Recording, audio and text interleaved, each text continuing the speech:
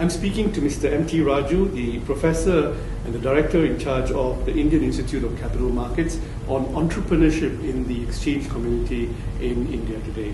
Mr. Raju, talk to us about entrepreneurship in the exchange industry in India. I think that dematerialized trading and deregulation has thrown out a few interesting entrepreneurs who are not just building dematerialized exchanges in India, but also in other parts of the world.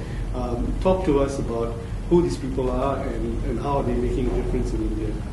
Yeah, when we speak of next-gen exchanges, basically first we need to see, right now the competition is nil in derivatives. Only one exchange, NSE, almost has 99% or 99.9% of the volume traded. But our country has been the greatest beneficiary of competition. I for one believe competition is very important. Then only you have new products, innovation taking place, and service standards improving, cost coming down. Therefore, competition is essential. One of the groups that has been setting up of exchanges within the country, outside the country, is Financial Technologies, which is popularly in the exchange parlance known as MCX Group or Financial Technologies Group. They have been striving, but I am not for any group or entity, but per se, it appears that this organization is doing, but competition is very important. Competition to be encouraged. That's why the BSE is not able to compete with NSE. Therefore, we need new group of entrepreneurs to come up and set up exchange. Why is the BSE, the Bombay Stock Exchange, not able to compete with the NSE? Because there's nothing stopping them from using the dematerialized or the electronic exchange platform to grow. Yeah, as far as the trading platforms are concerned, dematerialization is concerned, both NSE and BSE are in at par. There is no difference. But BSE comes with its baggage, its legacy, governance issues. It has lost its role somewhere on the line. Now it is making a lot of efforts, but it is not able to regain. For that, one regulatory change has to take place. If there is an innovation, real innovation takes place, the regulatory protection is required for the exchange for 6 months or 1 year. Otherwise, any product that is introduced on BSE, it can be copied by any exchange immediately. And NSE has a more power, not only to copy, to use it to its advantage. Give us an example of how BSE has been affected by the ability to copy. Yeah, so that is Indonest is one concept. Margin trading is another concept.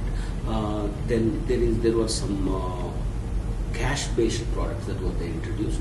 But the moment one exchange introduces and regulator gives permission to that exchange, that permission can be used by any other exchange recognized by SEBI.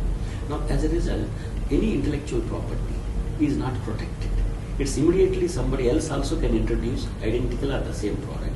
Therefore, there is no that first mover advantage is not there. If there is first mover advantage is not protected in financial service industry, it becomes very difficult for a newcomer or small players to compete with dominant players. Well, if you take the InnoVest, you said. Yeah, Indonest program, doesn't it take time for the market to even see if it's going to work, whether there's an appetite for the asset class, whether there will be liquidity in trading, and the secondary market and so on. So in that sense, the time required for those elements to be proven is already a first mover advantage, wouldn't it be?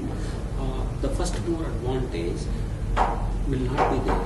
Suppose exchange X introduced that one, exchange B also can introduce simultaneously. And the number of companies that are available on both the exchanges being almost the same, the company B, exchange B, if it is bigger, it has a liquidity already. As you know, in the financial market, liquidity B gets liquidity. So therefore, they have a better way of selling than other exchange, though it might have thought of the product much before, conceived design. So would you say that the NSE in India is already designed to succeed by virtue of size, by virtue of the technology platform, and so on. So there is no real scope for innovation from the other exchanges. There is somebody de novo we need to have. Like BSE, it has its baggage. Whatever it introduces, it has some visibility in the minds of the investors. Okay, this is exchange, it has failed. Let me not go there because I may not be able to be successful by going to BSE. Right. But a new exchange comes, it will not have baggage. It may be able to market itself better, which does not have any baggage.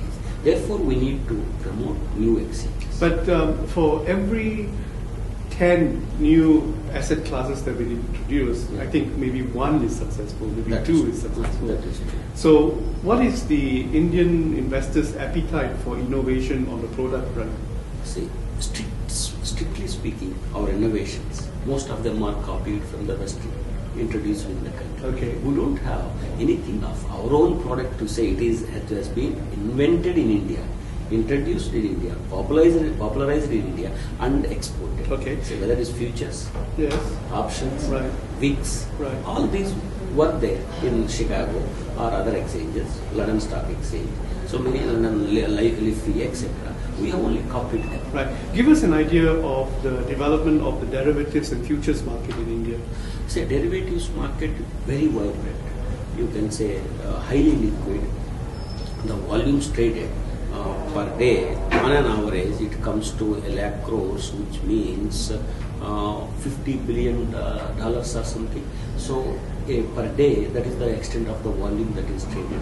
And it's dominated by a specific There are exchange. three groups of investors, you can say. One is institutional investors, mainly FIIs. The second is retail investors. The third is proprietary, that is brokers. It's strange, you didn't mention banks. Banks are negligible or no players. Why is that? I mean, I thought derivatives were designed for banks. They are designed for banks. We have interest rate derivatives where banks are supposed to be active, but interest rate derivatives as good as debt. We can say we have introduced, reintroduced, modified and reintroduced, but they have not picked up. Now if you see currency derivatives, where again in retail participation interest is very high. If you come to equity derivatives, banks are, I can say, almost absent. Even mutual funds are almost absent. Insurance companies almost absent. Is that because of the investment culture in these institutions? They don't have a strong treasury or a asset liability management function internally? They have a very strong But very treasury conservative. management, liability. But equity derivatives may not suit banks. Interest rate derivatives suit them. But then it didn't take off. It didn't take off. That is, there are various issues. Actually, it's a big story. That's why it has not picked up.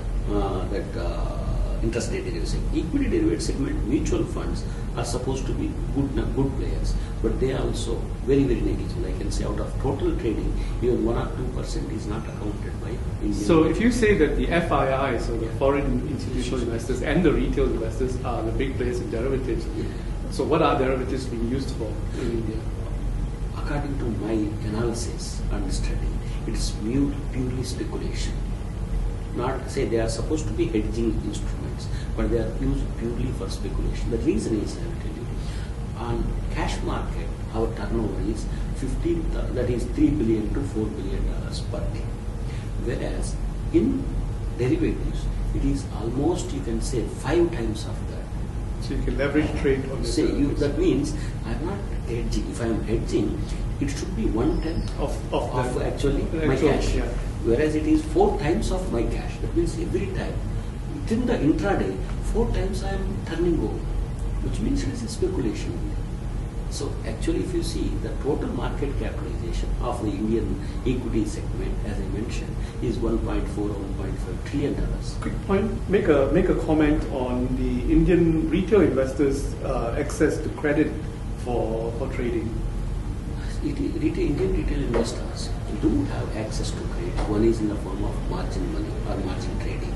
Second is there are some sort of either banks or NBFCs, we call them, non-banking finance companies, do provide the money to the equity trading. That has been there.